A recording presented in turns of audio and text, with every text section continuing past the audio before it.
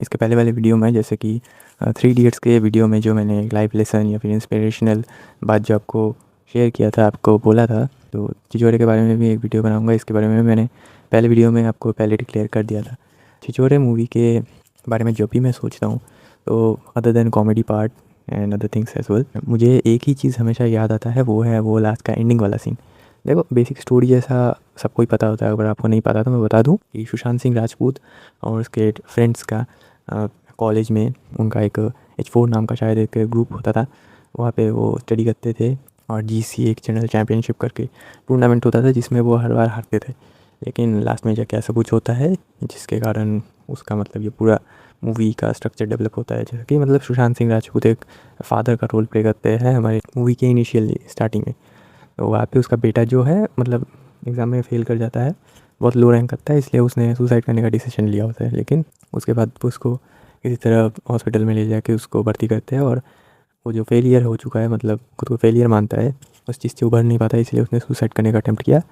और उसे देख के तो श्रद्धा कपूर और सुशांत सिंह राजपूत, उसके गार्जियन पेरेंट्स, उसको विजिट करने आ गए। इसके बाद जाके वो अपना स्टोरी, जो मैंने H4 वाला बात कहा उनके कैंपस का, तो वो स्टार्ट होता है। इस मूवी ने मतलब एक चीज़ को ब्रेक कर दिया था, जो चीज़ है ज़िंदगी में हम तो हमेशा जीत को हमेशा अपना लक्ष्य बना के चलते हैं कि हम कोई सा भी फील्ड में उतर जाए तो हमें बस उसमें जीतना है, जो कि बहुत ही अच्छी बात है, कहीं से भी बुरी बात नहीं है। लेकिन इस मूवी में चीज़ों को थोड़ा अलग तरीके से हमें प्रेजेंट किया है। जैसे कि मूवी में, जैसे स्पॉइलर अभी क्या ही दूँ, दे ही देता हूँ।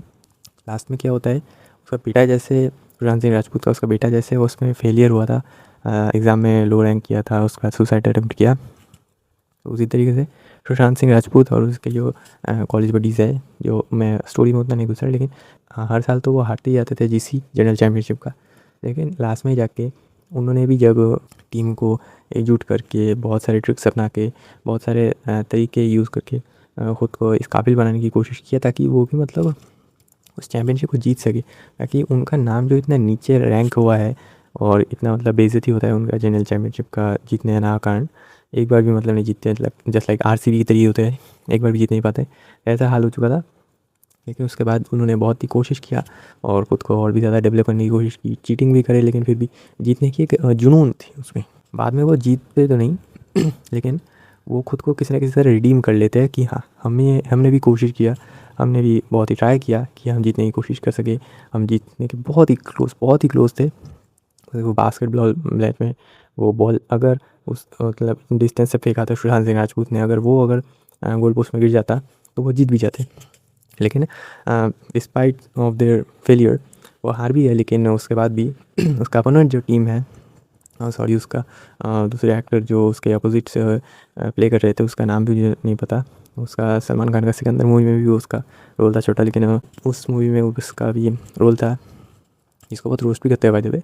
तो उसके बाद वो जब एक सीन है, वो भी मुझे अच्छे से याद है कि जब सुशांत सिंह राजपूत के मतलब टीम वो हार चुके थे, लेकिन उसके बाद जाके वो अपोजिट पार्टी का जिसका मैंने बात किया, वो भी सारा टाइम उसको रोस्ट करते रहता था, मतलब अदर हाफ में मूवी के, मतलब फर्स्ट हाफ के टाइप में मूवी है। लेकिन लास्ट में जब भी वो उनका भी डेडिकेशन देखता है, उनके भी जीतने की राह देखता है, तो उसके मतलब दिल में भी मतलब एक अच्छा पॉजिटिव साइड जग जाता है कि हाँ, छिछोरे जितने भी हो, जैसे मूवी नाम है, लेकिन उन्होंने काफ़ी कोशिश किया जीतने का, बहुत ही जुनून दिखाया, बहुत ही डेडिकेशन दिखाया। इसको देखते हुए लास्ट में उसने बोला था कि हे चैम्प्स, ऐसे रुको, और उनके साथ भी सेलिब्रेट किया। क्योंकि देखिए, जब मूवी में हीरो अगर पूरा मतलब पावरफुल हो और विलन एकदम ना के बराबर हो, मूवी देखने में मज़ा ही नहीं आया। क्योंकि हीरो तो कुछ भी करके जीत जाए, जस्ट लाइक वन पंच मैन एक घुसा मारेगा, ओपोनेंट डाउन हो जाएगा। लेकिन उसका स्टोरी ऐसे बिल्डअप किया जाता है, उसका स्टोरी ऐसे राइट किया जाता है कि कितना भी OP हो और उसके विलेन उसके सामने कितना भी टिक ना पाए, लेकिन उसका स्टोरी उसके अराउंड ऐसे रिवॉल्व कर दिया जाता है, लेकिन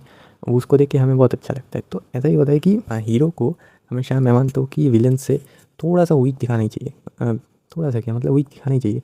विलन अगर इतना काबिल नहीं हो, कैपेबल नहीं हो कुछ मतलब तबाह करने का, डिस्ट्रक्शन मचाने का, तो हीरो जो उसको रोकेगा, उसको रोक के उभर के आएगा, खुद को मतलब कैरेक्टर के हिसाब से पोर्ट्रे करेगा कि हाँ, मैंने इस चीज़ को इस नामुराद को डिफीट किया है, बहुत पावरफुल टीम है जिसको मैंने डिफीट किया, जस्ट लाइक थैनोस को पूरा एवेंजर्स मिल के डिफीट करते, क्योंकि बहुत ही बड़ा आतंक मचा दिया था उसने, हाफ पॉपुलेशन को डिलीट कर दिया था विद जस्ट स्नैप।